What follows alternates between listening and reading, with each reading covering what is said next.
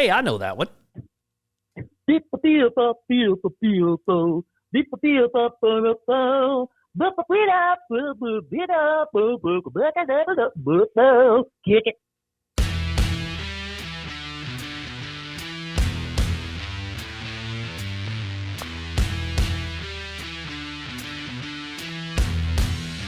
Beautiful savages that have just been mesmerized by the awe-inspiring vocals of not Beezy, but Roger Miller.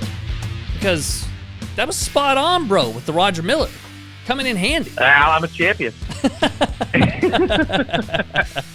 Well, I tell you what, all you wonderful folks out there, you holy meat suits that gravitate towards this cacophony of madness, you life shippers, you hidden brethren, and all of you fraternisciples out there, welcome to this little thing that we call Fraternize with These Guys.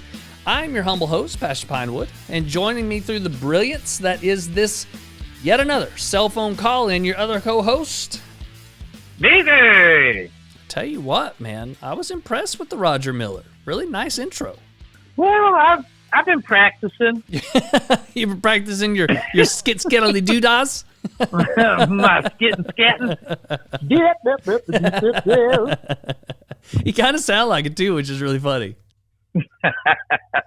He was quite the character and quite the writer. I mean, he did a ton of stuff. Like wrote a whole bunch of #1 hits and did a musical, and I mean, he just really impressive. Crushed it on the music scene. Yeah, for sure. And that Robin Hood, one of my favorites.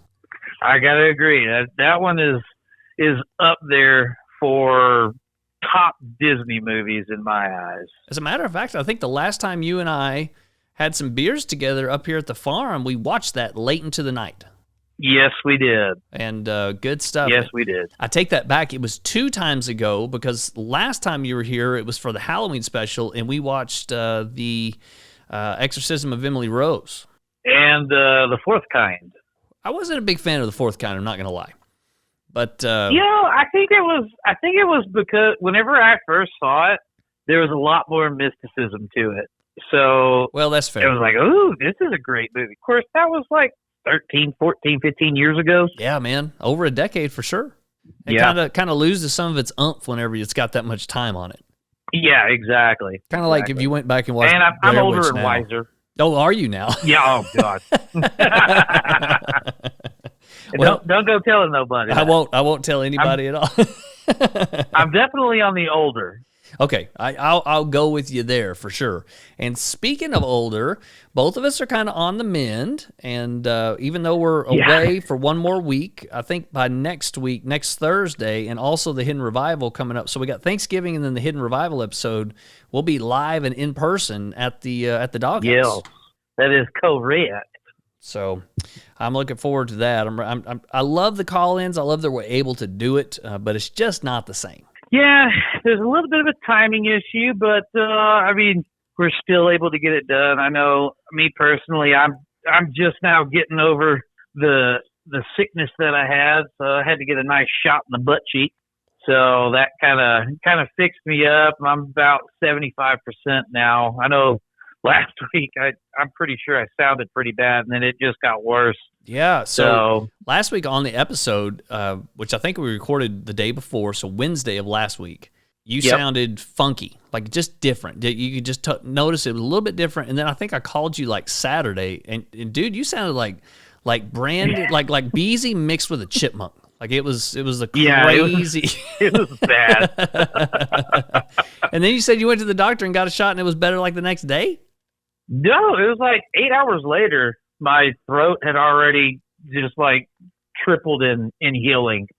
Wow. So, yeah, it felt substantially better. So, what kind of get that shot? Mystery shot was it? It was steroids and B12, I think. Oh, okay. All right. Well, good stuff. All right. Well, let's don't waste any time here. Let's go ahead and just get right on to the episode. How about a little libations? Libations now.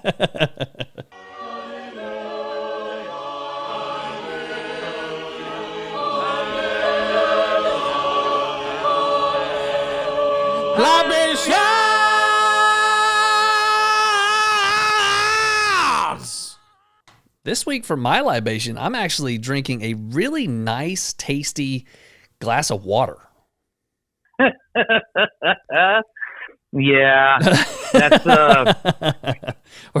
another sacrifice this episode is going to have, because not only am I getting over my sickness, but I have a procedure being done on my back tomorrow. That's right. So, that's right. So apparently, I cannot have any drinking.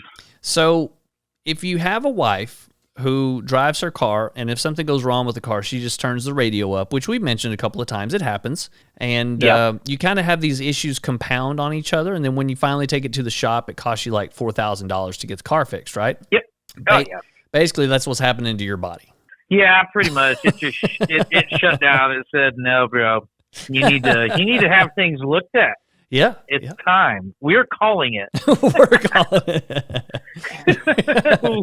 we got together and decided that it's about time that we're just going to force you to do it. That's right.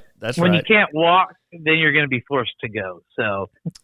So old Beezy's on the wagon for a little bit, and I've been on the wagon since since the end of October, since the last time we got together. And yep. So I won't be having anything either. So our libations today is kind of nil. Wow. It's a sad day, You kind of build the whole podcast around the libation segment, because that's like the cream, that's the bread and butter. But this week, just the flagship. Yeah, the flagship has sunk. Just not going to happen for this episode. Well, maybe it's just parked in the harbor. It hadn't sunk yet, but it's not going anywhere. Fair enough. Not going anywhere. They're dry docked. They're dry docked. Yes, that is correct. Well, I'll tell you what. Let's go ahead and just get on to some 4 questions, and then we'll get through the episode. All right then. 4 questions. Oh, I'm glad I found that right one. That just sounds so much better. Yeah, me too. I do like that one. I went back and listened to another episode. I was trying to find a little bit that we did, and I heard the old one, and I was like, "Oh God, that's so lame." And maybe everybody thinks this one's lame too, but I don't think it's lame. I think it's hilarious. I mean, it's an inside joke. If you get it, if you know, right? Yeah, it's been an inside joke for over 20 years, or coming up on 20 years. That's crazy. Something like that. It's so crazy. All right. Well, we've got 4 questions. Questions 1 and 3, old Pinewood's going to take care of, and we'll let Beezy handle 2 and 4. How's that sound? I like it. All right. Question number 1 comes from Anonymous, and you'll understand why whenever you hear it. He asks, "My parents kicked me out a year ago, and I've been living with my friend. I've been staying on his couch. He now says that I have to move out, and I'm really not sure what to do. So he's kicking me off his couch, but I offered to sleep on his smaller couch. But apparently that's not going to work for him. What do I do now?" Huh. Well, has he asked about maybe leasing or renting a closet space? Well, I think the proverbial lease or rent is probably the issue to begin with. Oh, so what about if he borrows a sleeping pad in the bathtub? Now, there's a thought. I do like how this deadbeat has decided that it's not the couch it's not him staying there that's the issue. It's just the couch that he's staying on. So he's like, "Bro, the couch is fed up. I don't understand what the big deal is. I offered to stay on the other couch, even like the small couch. I'd stay over there. I don't care." Like, I don't think he's quite getting it that right? His presence is the issue, not where he's at. Has he considered asking if he could stay in said friend's back seat of a car? Ooh, that's an interesting. That's 2 birds, man. Right. You're out of the actual building. Correct. And you still got a place to stay. Yeah, I guess you could. Maybe, depending on the back seat. I mean, if it's one of them old junkers, it's got that stupid hump. Yeah. That's made out of like solid steel. It might be uncomfortable. Well, but you're out of the elements. Yeah, exactly. you can lock the doors, and I mean, you basically got a security system. Yeah, true enough. I have a feeling this is not the kind of dude that's going to pitch in for gas even. Like, I have a feeling that's the kind of relationship we're working with. Yeah. He does kind of give that vibe off. A little bit. Yes, he does. A little bit. I do like the fact that he's just like, I don't know what to do. Like, I offered to sleep on the other couch, and now I don't know what to do. Like, hey, man, go get a job and get you a place to stay. Like, I don't understand what the big deal is.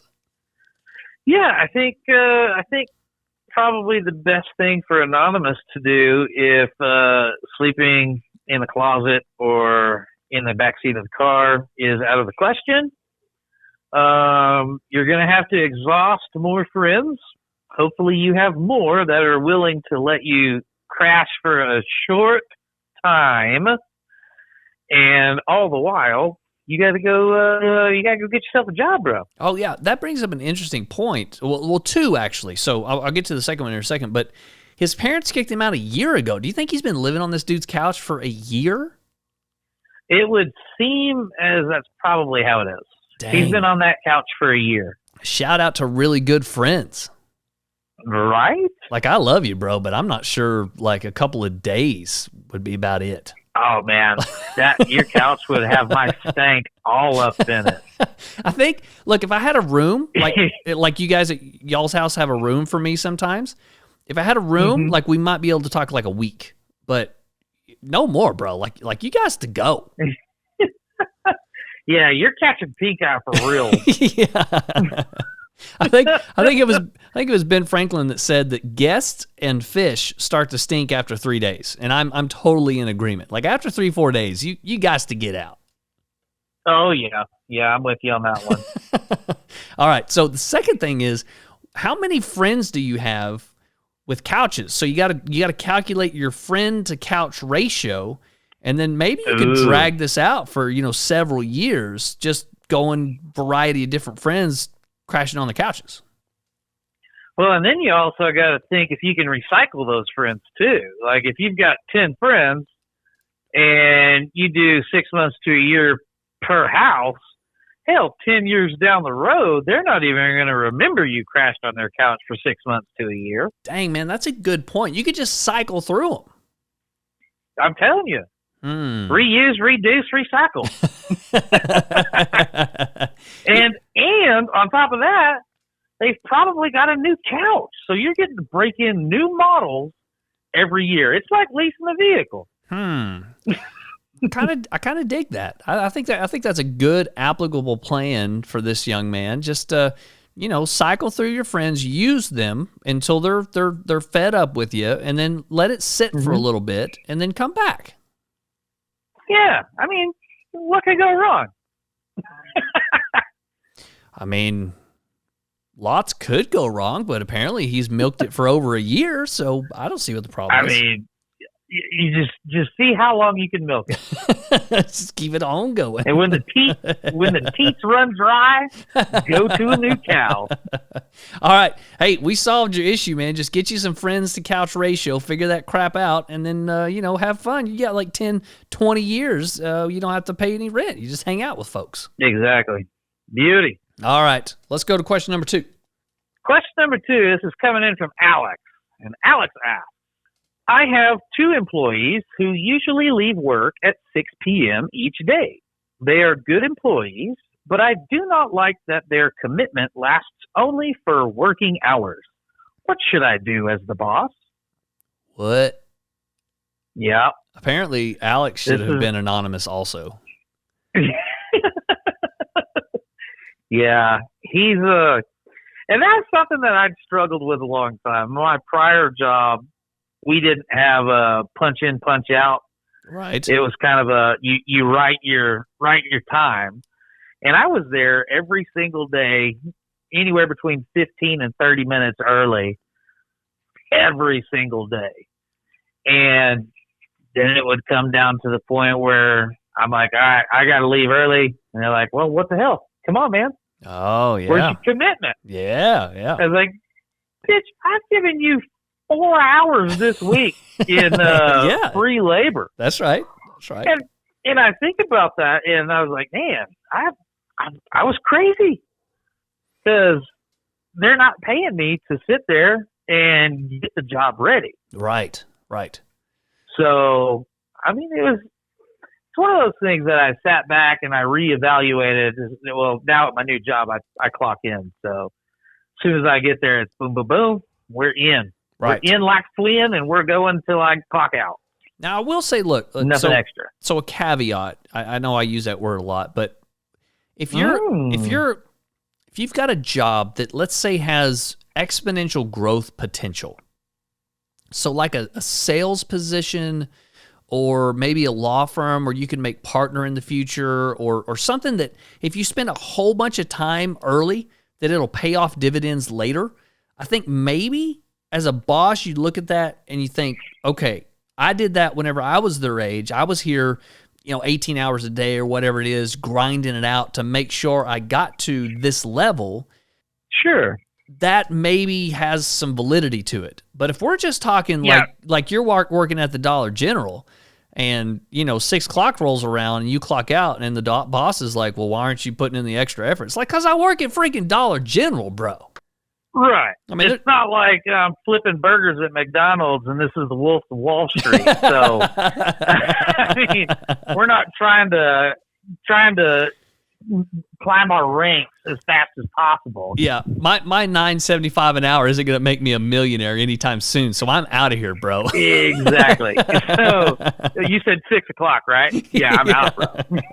By the way, don't call me on the weekend. Yeah, I was going to say, and by the way, I'm not available to cover anybody's shift at all, ever. Yeah, exactly. So, and I do kind of understand. I look back and reflect, because I was one of those guys that was early, stayed late when I needed to. Sure. And free labor a lot, and it just didn't get looked at. So, I mean, I have a new respect for people that do that. And if you're in a trade or something like that where it is something that can be done and is looked at, by all means, just cheerio, get on it. Yeah. But there's not very many jobs in this world that are going to dictate me needing to go in and work for free. Because, I mean, time is money, and I like to get paid money for doing work. Yeah, time's literally your most valuable asset. And, exactly. And also it doesn't say if he's expecting them to work for free. So let's give him the benefit of the doubt and say, well, he'll pay them if they'll stay longer. Again, if it's a job that there's no growth there, I don't see any point or benefit to just slaving away for quote unquote the man. Yeah, I agree with you. I think if you're a day laborer and you're moving cinder blocks all day, 6 o'clock rolls around and they're like, hey, we got 2 more pallets of cinder blocks. We can get these moved today. I'll pay you a little bit more, but yeah. I mean, that's about it. And I think I'm done. Yeah, well, I've been doing this for 8 hours, bro. I'm ready to go home. I'll see you tomorrow, and then I'll finish that 2 pallet. That's right. You pay me from 9 to 5. I worked from 9 to 5, and it's 5:30, so I'm going home. Yep, that was a bonus 30 for you. Yeah. Now I also see. Let me just plug this in. I worked for a guy, and we were putting up construction barns is what we did. So we built these barns out of metal. And we were working on this one. It was late, and I had something to do in Amarillo at like 8:30, and it was coming up on 7 o'clock. It was going to take me 30 minutes to get there, and I was like, "Hey, bud, like just so you know, I got a jet at this time, and I told you about this a couple days ago, blah blah blah." And all he can see in his mind is if I finish this job, I get a check, and we're right on the cusp of finishing this job, and man, that time came where I had to go, and I was like, I gotta go. And he threw a fit, just mad. And I was like, well, I don't know what to tell you. I gotta go. So I shimmied down off the roof and I took off. And he called me like 2 hours later. And was like, hey man, I'm really sorry. I saw the finish line and I took it out on you because I didn't get a check today. I gotta wait till tomorrow. And so like I think so certain positions I can see the frustration, but it's not your employee's fault. Right. And people have lives outside of work. I was fixing to say, and they got lives, man. I mean, you can't just dictate what they do all the time just because you employ them. Right. And I was it's also like expecting them to show up on a whim. If say you're at McDonald's and so calls in, but you're scheduled to be off. Now there might be something in your contract that says you have to get called in or whatever. And I mean, you're expected to work if called in. But I mean, even on something like that, I mean, it's still sketchy. It's a thin line. Yeah. I worked for Barnes and Noble. I don't even mind calling them out because it was such a shitty deal. We were working, and I was in college, or excuse me, I was out of college, and Brianna and I had just gotten to, together. We were going to move to New Mexico, and this was all in the plans. It was just kind of like a holdover job. Like I just needed a job. Job. And every time they called me to come cover for somebody, I was there. And I lived 40 minutes away, but every single time they called, I was there. Never once. And then the one time I needed a day off to go to Albuquerque for a job interview, they told me no. And I just didn't show up.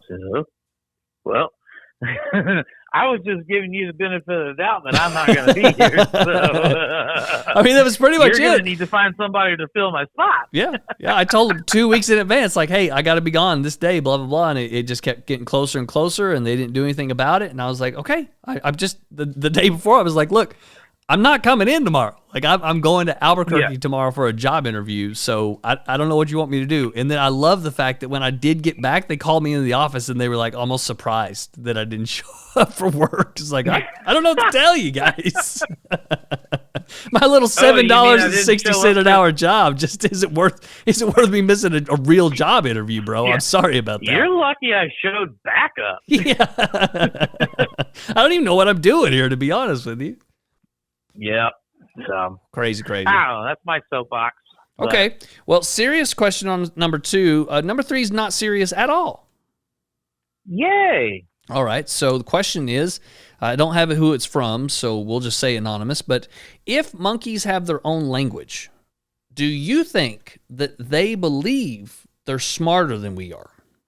No, they don't have the kind enough capacity yet. No conscious thought yet? No. So their thought is like, I'm going to eat that, I'm going to breed, I'm going to sleep and poop. Like that's their thought process. Well, you forgot I'm going to poop into my hand and then chuck it. Oh, I forgot about that. Hey, they've got it. And then I'm going to yell it. No, good. They got enough consciousness to know if they throw poop at people, it makes us, uneasy. Well, I mean, they think that's comedy, I would assume. Yeah, well, they always get jacked when that happens. We think it's comedy too, especially if we're not the ones getting poop thrown on us. Well, yeah, that's true. That's true. Have you ever seen that happen in real life? Not in real life. I've seen hundreds of YouTube clips on it though, and it doesn't get old. No, that's true. It's pretty amazing every time it happens. Yeah, and then there's the one I think it's like a panda or something like that, and it was there's a panda down below. There's one laying up on a branch, and the one up on the branch just started taking a leak, peed all over the one down below. Yeah. Panda kind of rolled over, looked up, was like, "What the hell, bro?" Oh man, that's crazy. Animals are stupid. Yeah, the animal world's it's pretty nuts, man. It gets crazy out there. Yeah. So, but I don't know. Primates themselves are very, very intelligent. So they do have a sort of a language. Well, they have, of course, and they also communicate or try to communicate even with us as they're communicating with themselves. It's very strange. Yeah. Now, if they have advanced enough to where they can be like, "Oh, these guys are idiots. Watch this. I'm going to throw a turd at them." Yeah, that's interesting. I don't know that they have developed enough to have that complex of a vocabulary? Yeah, or an understanding of what they're doing. Yeah, comprehension. Now, on the Planet of the Apes, the newer series, what's that one monkey's name, like the main one? I don't know. Grayhead? Yeah, I can't remember. They call him something like Napoleon or Blue something. eyes. No, definitely not that. It's no Frank Sinatra monkey running around out there winning wars or anything like that. But he's like the most intelligent, and his intelligence brings up everyone else's intelligence in the monkey community. So they kind of like look to him. So maybe they have like a ringleader. Well, and that's why it's a movie, because that doesn't happen. Well, but, it could. I mean, you take Coco the gorilla. Yeah, that's true. She was taught sign language. Right. And I think she was, and it may have been just because she was brought up in captivity, but she was kind of ostracized from all the other clan. Yeah, she was. Gorillas. Yeah, and apparently she had a nipple fetish too. Yeah. So I was reading something, and apparently everybody who came around her, she wanted to. It doesn't matter, male or female. It didn't matter. She wanted to play with her nipples. I got nipples. Can you milk me, Coco? Yes, you can. And by the way, that bleeds wonderfully into a beautiful skit or a bit by Robin Williams, which is one of our favorites. Robin Williams. Yeah. So. Hey, where are you guys going? And if you want to check that out, that's from his 2002 Live on Broadway album. And if you do want to check it out, I highly recommend don't listen to the one on YouTube. Go find the actual album. I have it on a CD, and I don't know where else to find it, but you want that one. It's the best one. It's got all of his stuff kind of, I guess, compiled, and they edited it through several different recordings. It's really good, man. Just a flawless album. Yeah, many hours, me and you sitting up and listening to that dang thing. Yep. Yeah, and you know that a comedian's good whenever their political humor still holds up. Well, and it's funny. That's the thing. I mean, a lot of times political humor is for right then and there, and then 5 months later they're on to something different. But his political humor is kind of transcends time. It's really good. Very impressive. Yeah. All right. Good stuff. How about question numero 4? Question 4. This is coming in from Rosemarie. And Rosemarie asks, what spoon should you eat cereal with? I would say the biggest one you got in the house. Well, clearly Rosemarie's never been a bachelor, because I've eaten cereal off of a paper plate with a ladle. A paper plate. I've even used a paper plate as a spoon before. Oh, dang, you just pour it all in there and like double it up like a taco and just let it run down your gullet? Yeah, so the ladle was a pretty big ladle, and I couldn't keep enough of it in the plate, so I dumped everything into the ladle and then just scooped it out with the plate. And used the plate as a spoon. Interesting. Well, that's definitely reverse engineering. Definitely some bachelor redneck crap right there. I would love to see some monkeys come up with that. No doubt. Get that little stick you're putting down the anthill out of here. You got nothing on my ladle cereal. Right? I guess if you had a big enough ladle, it could be its bowl. It could be a bowl. I mean, yeah. If it's a big enough ladle, it's a small bowl as is. Right. Just like a gravy ladle? Yeah. What if you had one of those big prison ladles? It was like huge. Just have a big prison ladle. big ladle of cereal. I mean, you got yourself a stainless steel bowl, brother. Yeah, good to go. I would recommend not microwaving it. No doubt. All right, so sub question. I think we talked about this a few episodes ago. What was the last cereal you actually had? Oh, I got some, what was it? I actually just went maybe 2 weeks ago and picked up some frosted mini wheats. Oh, nice. Dude, I was jonesing for some sugar hay bales. Yep. And I don't know why, but I came home. I'd gone to the grocery store. I picked some up, and I came home, and the wife goes, "What did you get? you were gone forever. I said, I don't know why I went down the cereal aisle, but these just called to me. And she goes, oh, my God. I have been thinking about those for like 2 weeks. It's like, no, maybe it was you. Yeah, and Frosted Mini Wheats, married life. It's one of those things you have to judge just the right time in the milk. Because they can't be too crunchy and they can't be too soft. They have to be just perfect, and it's wonderful. See, I like the middle road to the end. From the middle to the end is fine with me. I don't like it when you're chewing on grass. No, it's I don't really like that either. But no, I think that's the last one that I had. I actually just finished that one up the other night. Interesting. Do you remember grape nuts? Did you ever have grape nuts growing up? Yes. So my parents would eat that crap growing up. Yeah. And they were like, you can't have it. This is our cereal. And then I finally got to the point where I was like, screw this. I'm going to try this. It's the nastiest crap I'd ever eat. Yeah, you got to douse it in sugar. How the hell do they eat this thing? And why? What's the point of this particular breakfast? What is the benefit? It's like I'm eating gravel. And why name it that? Yeah, maybe grape seeds. It feels like grape seed in your mouth, but it's weird because grapes don't have nuts, and there's no nuts that taste like grapes. So grape nuts makes 0 sense to me whatsoever. Nasty crap. And by the way, it's not made out of grape or nuts. What is it, like bran, like hardened bran? Yeah, basically, it's like bran chunks. I think they take those recycled Nature Valley trail bars. Yep. Gosh. Throw those into a blender. I tell you and what, then just throw that into a cereal box. You got to be pretty hard up for some vittles to eat one of those stupid bars. Man, those things are atrocious. Yeah, they're pretty rough. However, I will say, I've been in a couple of fishing tournaments, and that was the only thing in the boat, and I ate the crap out of those things because we were starving Marvins. Yeah, I'd pull a bass up and take a chunk out of it and throw it in the live well.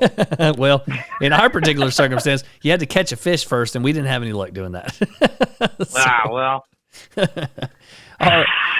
Start eating some of that stink bait. Yep. To answer the question thoroughly, I do like the size up from not the teaspoon, but the tablespoon. Yeah. Like the big spoon you got in your drawer. One. Yeah, I like that. That's a good, solid spoon. You get enough milk in there. It's good to go. That's a good size man bite. Agreed. And if you're a real man, you'll take the spoon off of the kitchen wall that's decoration. You know that one that's like 4 foot long? You use that one. But you got to be a real boy to pull that off. Yeah. That takes some talent right there, buddy. It sure does. All right, man. Well, good 4 questions. Let's get out of here and let's do a little Thinky Blinders.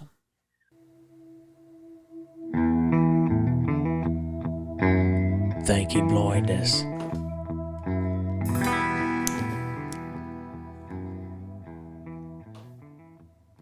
Thinky Blinders. Well, as always, 4 questions we get a little bit of insight into before the episode, and Thinky Blinders is just that, completely blind. So Beezy gets a question, I get a question, and neither one of us know what we're going to ask. And in 48 episodes, well, fingers crossed, 48 episodes, we've only had the same question for each other one time. Yeah, that was pretty impressive. Yeah, that was nice. That was a good little twist. So what do you want to do? You want to do the round robin? You want to go first? You want to throw the dice? What you thinking? How do you feel about yours? Because I've got a pretty solid one. Mine's a thinker. Well, that's good because this is Thinky Blinders. Right. I'll go first. Okay. You're pretty confident about yours, right. So I'll go first. All right. So the question is, during your choice of apocalypse, do you feel you would do better on your own, in a small group, or in a large community? Ooh. Do I get to build my small group or large community? Not large community, small group, maybe. I think you're always like in a survival, power and numbers. Sure. There's some weakness too, but mostly power. There is, but for the most part, if you've got 15 people rolling up on one, you either absorb that one or you take what that one has. That's correct. Yes. I'm liking the fact that I've got maybe a larger group. I think that one kind of speaks to me the most. Okay. Only if I get to run it. Now there's the crux. If I'm the head honcho. Right. Well, let's just weigh this out real quick. Now you answered your question. So what would be the benefit and the maybe negative side of being by yourself? Well, I mean, being by yourself, you're going to be just that, by yourself. So you're relying on what survival needs or survival skills you personally have, which I've got quite a bit, so I'm not worried about that. But again, it comes down to numbers. It's a numbers game. So if I roll up into town by my lonesomes and there's a Mad Max style horde of people that are ransacking just randos, then I definitely want to have more than me. Yeah, you're going to become one of those randos. Yeah. All right. Guilty by assimilation. That's right. All right, so let's go the next step. You got a small group. Let's say you got 10 to 12, somewhere in there. Now, 10 to 12, I think, would be a pretty great one because you've got enough that you can have pretty steady security. You can delegate easier. It's easier to micromanage, I guess. Right. And then kind of start your own small community. Okay. All right. So you're thinking like from that 12, you might build out a little bit? Yeah, we're going to absorb ones and twosies. Oh, I see. Now, you think... and then we're going to become a big group.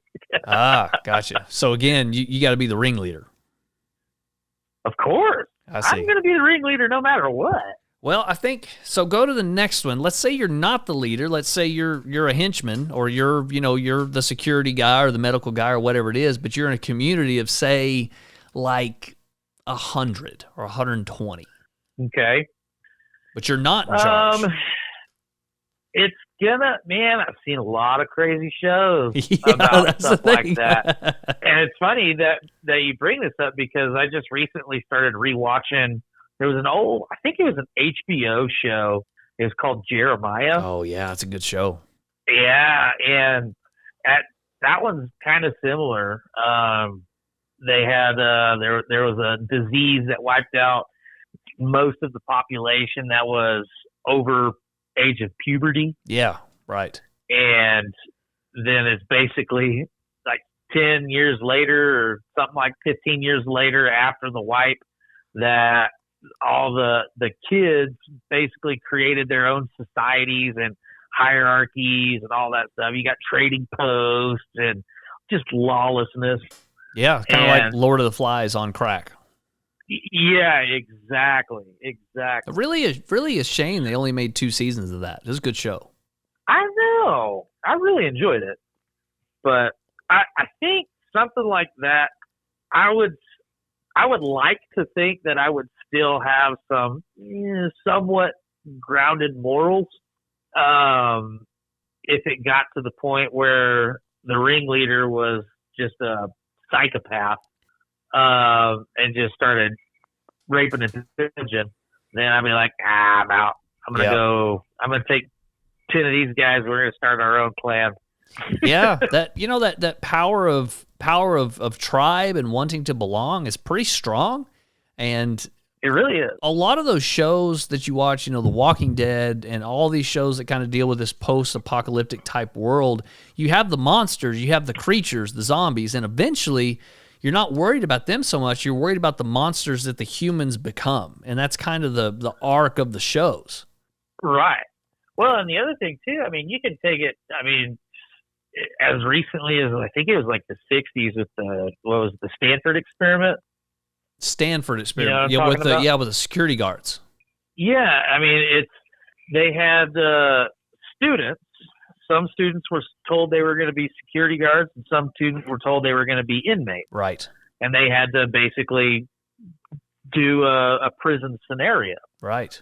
And I think it only lasted like 48, 72 hours, something like that, just because the security guards felt they had so much power and it really got to their heads so fast that things just really snowballed. Yeah, and apparently it was instantaneous. Like, I mean, the day they started, they assumed that role, that position. Oh yeah. And then it just, like I said, it went downhill real fast. Yeah, I think they had to. They just stopped it.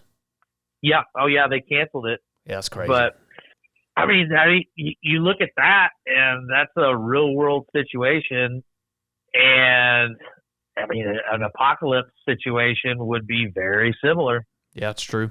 Yeah, maybe even worse, or probably worse. No. I guarantee you, it'd be worse. No legal authority. That is for sure. All right. Well, good question, and I would love to hear some of our, especially like the Pirate Hunter and some of you other preppers out there. Let us know what you think on that, and what you got for me, sir. If you could create one new law that had to be followed by everyone, what would it be and why? A new law that had to be followed by everyone? Yeah. No exceptions. No exceptions. Flat tax. What? A flat tax. So you know What's that? as well as I do that I'm not a fan of taxation. Pretty sure it's theft. Oh. But Yeah. a flat tax does away with the progressive tax system and replaces it with just that. It is a flat percentage of a tax. And it would cover the very basic roles of government and nothing else. And so like a nice round 8 to 10% flat tax, whether you make $20,000 a year or $20 million a year, that's what you pay. No deductions, right? No exceptions, no nothing, no write-offs. You just pay that tax. And that's on any gain. That's on capital gains. That's on income gains. Any kind of money that you bring in, you pay a flat tax of 10%. And if I could get everyone to follow that and then fit the government inside that number, like whatever number that is, you have to make the government work with that amount of money, no more, no less. I think that would cure a lot of societal ills. Yep. So I like that one. You know, I'm not a very big political person, but that was one of the things that I remember was in discussions when Obama was trying to get his his first term. He was talking the fair tax. And that was basically what it was. Nope. It was just tax. It was taxing on your purchases. Well, a fair tax the Obama fair tax, if I'm not mistaken, is not the same thing because it's a progressive tax. What that means is that lower income people pay a smaller amount percentage-wise than higher income people. So the bulk of the taxation that's brought in is kind of foisted on the middle class and the higher class, and the lower classes don't pay anything. Well, that looks good on paper and is fine for your constituents if you're trying to get all your lower class voting constituents or whatever, but it doesn't really pay the bills. That's why we have $22 trillion worth of debt. We're about to add 4 more. But I'm with you. A radical redo of the taxation system as well as spending, I think, is what we need. So the spending is the problem. And the progressive tax system is just a way to justify that further spending. So what we're doing is we're taxing our children and our grandchildren further into debt. I think that's a dang good law. Yeah. I'll sign a petition. All right, pass it. Do it. And do away with Capitol Hill altogether. Just get all those guys out of there and have like 4 Hokies in, I don't know, Lincoln, Nebraska. Make them run the shit, and then I think it'd be fine. Yeah. So, I had a couple of them pop up into my noggins when I found this question, but and to try and stay away from politicals as quick as possible. But I think term limits should be something. amen. And then the other one was insurance. Oh, yeah. Such a racket. Like, the procedure that I'm having tomorrow is the second of the same exact procedure. The only reason I have to have it done 2 times is because the insurance company said that they have to have a verifier that the first test was legit and worked. Really? So, yep. Wow. Huh. So, and that's just the medical side. I think auto, homeowners, and I understand the necessity of it. I'm not saying it needs to go away completely, but you can't be raking people over the coals. I mean, insurance premiums in the last 10 years have gone up like 1,000%. So it's ridiculous. And I think that needs, I would highly, if that was my law, I would restructure the entire insurance program. Okay. All right. I like that. So insurance and taxes. It's kind of like, it's kind of like what Chris Rock said. He said, it's called insurance. It should be called in case shit. Well, in case shit don't happen, do I get my money back? That's right. And the answer is no. It's definitely not that. Yeah. No, you just keep paying us. Thanks. Which is funny because the other answer that I found on this question was brilliant. And it also kind of plays off of that same Chris Rock bit about the guy said that his law would be a bullet law. So you get so many bullets in your lifespan. And if you use your bullets up, then you got nothing. So you don't want to go around being a douchebag to everybody just in case they got a bullet. It'd be like Barney Fife. I got one bullet.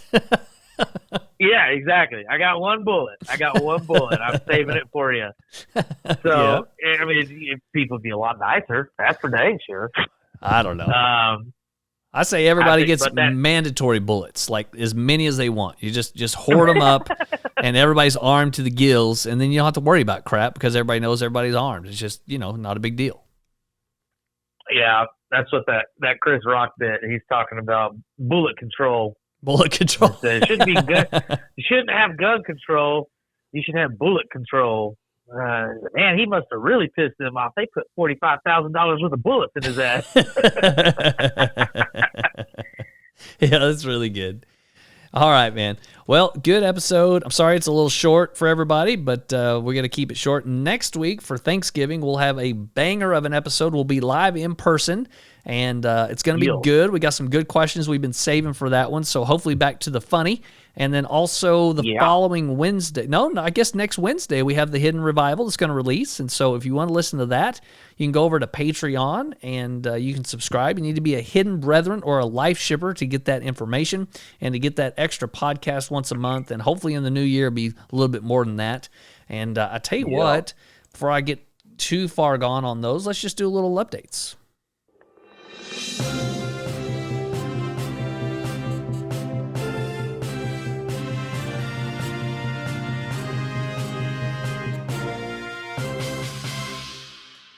I got some news updates for you today. Nice. Well done, sir. So updates are a little skimpy this week. We don't have any call-ins or anything, but I will say I feel like, and Beezy and I have been talking about this for a little bit, but it feels like the podcast it's right on the cusp for us. Whether we keep going and try to make it into something, we've got some leads and we got some things we could do, and time and money. We're both educated folks. We're kind of entrepreneurial, and we've got other things that can make money for us if we could devote the time. So this is a time suck right now, And we've got to figure out if this is going to be something we can do long term. We definitely want to do it, but we're going to need a little help from y'all, and then also hopefully building the audience in the future. So we're going to work on our end to make the episodes better, funnier, and more entertaining. And then hopefully in the next coming months, we'll have some balls start rolling, and maybe we can get some money coming in. And man, that will give us that little push to keep going. And so I want to just remind everyone to keep up to date with all of our sponsor and our affiliate. You can find all that information in the description of the episode. You can just scroll down. You can check all those links out. Anything you want to buy for maybe Christmas or for your husband or wife, whatever it happens to be, we got you covered in the affiliates. And then also our sponsors, Cocoa Cocktails, hopefully Eccentric coming up after the new year. So we're going to have some of those things in the future. So it really depends on you guys showing your support. And one of the best ways that we feel the love from y'all, maybe more than anything, is to head over to the Facebook page, the private group, Cult of the Life Shippers, join that group, and then participate in the group. And so when we see y'all's comments, your memes, all the stuff that you guys do on that page, and thank you to Danielle and Ashley and the producer, all of you guys for running that page. We really appreciate it. But every time y'all comment, it makes me feel good about what we're doing and about the community that we're building. And so get over there, check it out. And Beezy and I are pretty active on there. So, if we're going to be big stars, you get to communicate with the big stars. So, there's that. I'm a star. We're very dim stars at the moment, like barely seeable. but we're there. We're there. And then if you want to go one step further, if you've been listening for a long time and you feel like you just want to support us financially, you can go to our Patreon. You can find us at Frat Nights with These Guys podcast. You can just type that in. We got 3 tiers. The first tier is just kind of a shout out. The second and third tier get you some extra stuff. It's the Hidden Brethren tier as well as the Cult of the Life Shippers tier. You can go check those things out. Get you some merch, all that good stuff. Man, Patreon is going to be a big deal for us going forward. And so definitely encourage you. If you've been sitting on it for a while, just head over there. It's $5 a month. It's not that big of a deal. And it helps us like a whole bunch more than you think. And last, it's just $5, and look how much more you get. Nice. Thank you to all our OGs out there. We love you guys. Thank you for being around from the very, very beginning. We couldn't have done any of this without you. Really do appreciate it. And you new listeners, I know we got a few. Thanks for joining in. Send us some information if you have anything for us, and we'd love to hear from you. And I think old Beezy just hung up on me, so what I'll do is I'll just kind of continue to ramble here for a moment. And I do want to say, while he's off the air, that old Beezy's been having a hard time of it lately. He's got a wife and a kid at home. He's struggling. Oh, see, there, I started talking about him, and he calls right back in. Are you there, my friend? Yeah, I was gonna let you finish up your spiel before I called you back. That's hilarious. I was talking mad crap on you. I was telling everybody I believe it. How hard you got it and how your poor wife and your kid, they're suffering. They don't have any food. They're sitting in there in the cold in the living room. No heat. No heat. Actually, we ain't got no heat because it was freaking 87 degrees today. Dude, I went fishing on let's see, on Monday. It was one of the prettiest days I've ever spent on the water. There was no wind. It was 82 degrees, and it's November the 15th. It's bananas. Yeah. We usually have at least a light dusting of snow at this point. Well, I know for a fact last year we had a hard freeze in mid-October because we had to go put our pumpkins up last year. And this year we didn't even get close, like maybe the high 30s. Yeah, you were able to make pumpkin pie out on the patio. Yeah, man, it being so warm out there. It's been great. So anyway, I am ready for some cold weather. If it'll get cold, it kind of makes me want to go hunt, but it just hadn't been cold enough to want to do it. Yeah, it just doesn't feel right to hunt when it's 90. Yeah, I agree. Well, last but not least, yeah, that's right. I don't know why I question myself, but that's correct. We want to give a shout out and a big thank you to both of our wives for allowing us to do this. It takes a lot of time and money and effort, and y'all have been with us the whole time and really supported us through thick and thin, and we love y'all. Love you. All right, let's get out of here with a little ponder this. Ponder this? Crows are currently experiencing their Stone Age, but we will never see cool modern crows because we will be long gone before they reach that next stage. Basically, they have been creating tools which researchers are saying are actually more advanced than the ones that early humans made. They have also been studied domesticating wolves. Yeah, I did that. They hunt with them, they sleep with them, and individual crows have been seen specifically bonding with individual dogs like humans do with pets. Weird, and that's true? That is legit. Now, Weird. them crows, them smart animals. They may actually be smarter than monkeys, so they could know that they're looking at us and they're like, "Those guys are idiots." Wow, that's interesting. And I hate crows. Like, hate them. They're super smart. Interesting. Well, maybe we should get some. We should put them on our team. I was just gonna say we should get us some crows, man. Well, we want to thank you guys. We know this is a short episode this week, but, health and such. But this has been episode 48 of Frat Nights with these guys. I'm Beezy the Heathen. I am Pastor Pinewood. And as always, stay plumpable, friends, and don't start playing your shitty Christmas music until after Thanksgiving. Amen.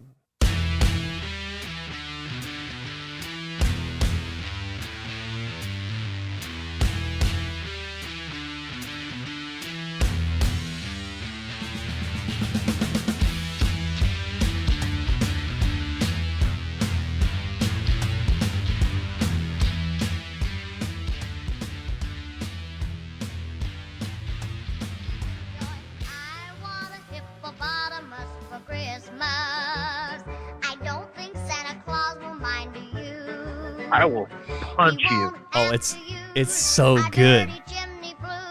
It's so good. Stupid ass elephant for Christmas or whatever.